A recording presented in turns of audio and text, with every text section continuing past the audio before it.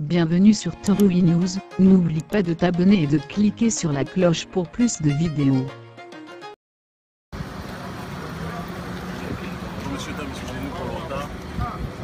Aujourd'hui, je vais dans certains pays, on nous ferme la porte parce qu'ils ont peur qu'il y ait des milliers de personnes qui nous accueillent lors de nos manifestations, lors de nos conférences, lors de nos meetings.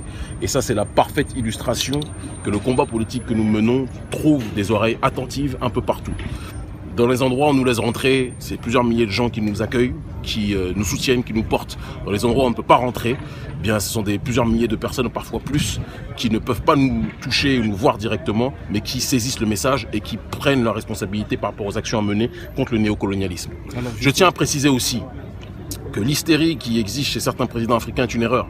Certains nous prennent comme ennemis sous prétexte que nous nous attaquons à l'impérialisme. Peut-être parce que certains sont des marionnettes de l'impérialisme. Mais il faut bien qu'ils comprennent que nous ne nous attaquons pas aux marionnettes, nous nous attaquons aux marionnettistes. Et c'est vrai que si on s'attaque aux marionnettistes, ceux qui ont fait fortune en étant des marionnettes risqueront de perdre leur richesse. C'est peut-être là que se trouve leur inquiétude. Un sentiment à la fois de douleur, mais en même temps de compréhension que le combat est en train d'avancer. Parce que je ne serais pas autant persécuté si le combat ne prenait pas autant de densité et d'amplitude. L'audience qu'on a eue en un an depuis cette histoire du billet brûlé, ça va faire 1 an et 1 jour aujourd'hui. Hier, ça faisait 1 an pile. Il s'est passé énormément de choses.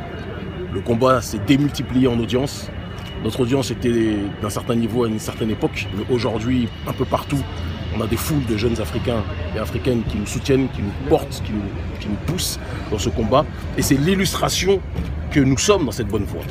Et nous nous arrêterons que lorsque nous aurons fait en sorte que cette France-Afrique puisse cesser réellement. Certains pensent que c'est un combat impossible. Mais c'est bien souvent ceux qui ont compris que l'impossible était possible qui ont réussi à faire bouger les lignes de l'histoire.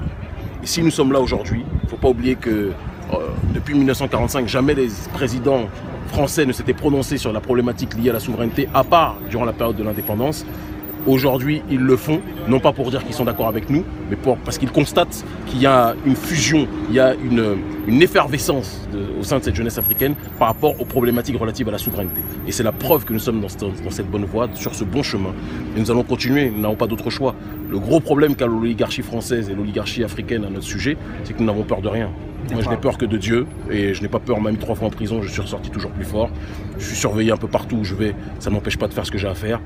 Je n'ai pas peur de la mort, on mourra tous. Et je préfère mourir en me battant pour mon peuple que mourir en contemplant la destruction de notre population. Merci d'avoir regardé la vidéo, abonne-toi et partage la vidéo avec tes proches.